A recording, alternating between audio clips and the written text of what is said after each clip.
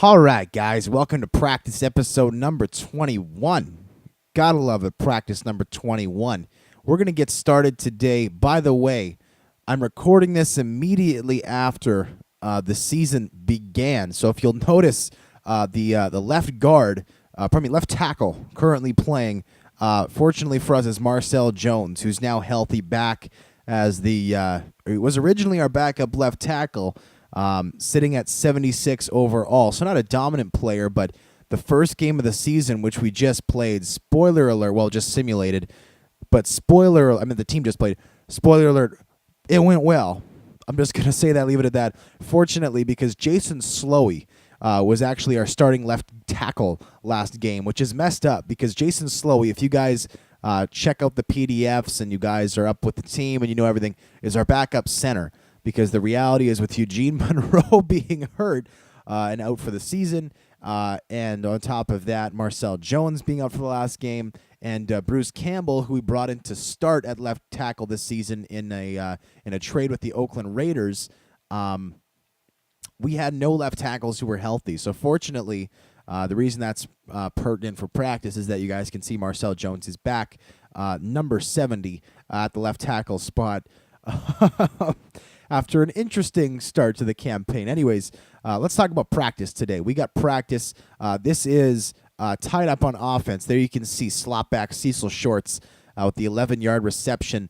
As mentioned in yesterday's video, we have changed our offensive approach this year. We are going to a spread offense. We spent the last two seasons playing a West Coast style. A West Coast style of offense denotes an offensive system that incorporates lots of short passes, not incorporating a lot of receivers. It's typically a very tight end, fullback, running back associated system with a lot of receiving, like a lot of screen passes to running backs, a lot of dump passes out of the backfield, a lot of quick out routes or release routes for running backs or tight ends. A very similar play to what I've called here actually.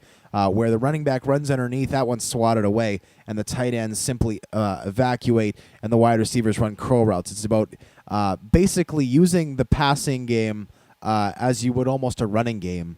Not trying to shoot for the 25-yard passing catches all the time, so much as you try for the consistent 12-yard, 7-yard, 2-yard receptions, that kind of thing.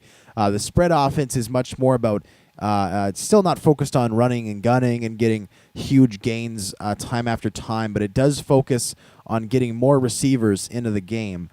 So a lot of 4 receiver sets, which is something we haven't done in the past a whole lot, which should now Taylor Thompson, our tight end, is playing the 4th wide receiver position. We're going to change that out. We want Drick Haskell playing that spot.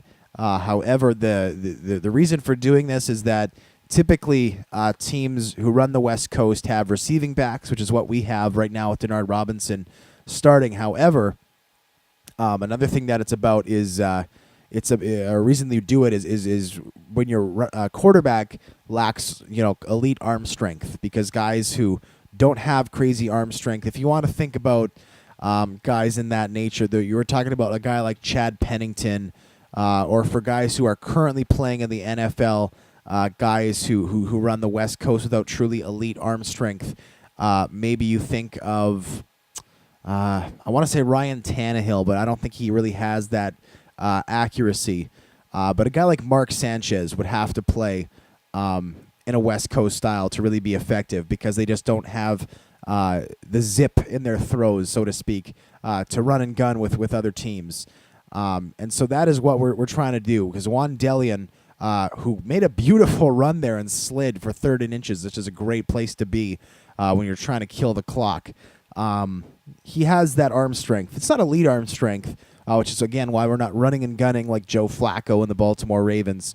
But we are certainly able to move the football well like this. And with this practice scenario being tied up on offense, and the goal of this always being to try and use the entire 5 minutes to score. That's exactly what we're about to do, which is great. So wonderful to see this offense develop over the past couple seasons from a slow blob of confusion and a lack of talent, or the talent that was here being sorely underdeveloped or hindered by poor offensive line play, to a team that is able to move the ball at will almost, which it's great to see. We're going to have to take one more kneel on third down, and then we'll be able to kick the field goal. Until then, again, I refuse to talk about the first game of the season, though I will say, I'll talk about it in detail. I will say that the game in New England, did go well. And that is a game that took place against Tom Brady, because unlike a lot of the NFL's top quarterbacks, Tom Brady in this particular file is yet to retire. He's still playing in 2015, which I hope he is in real life, in all actuality, because watching Tom Brady play is really exciting and fun. He's such a great player.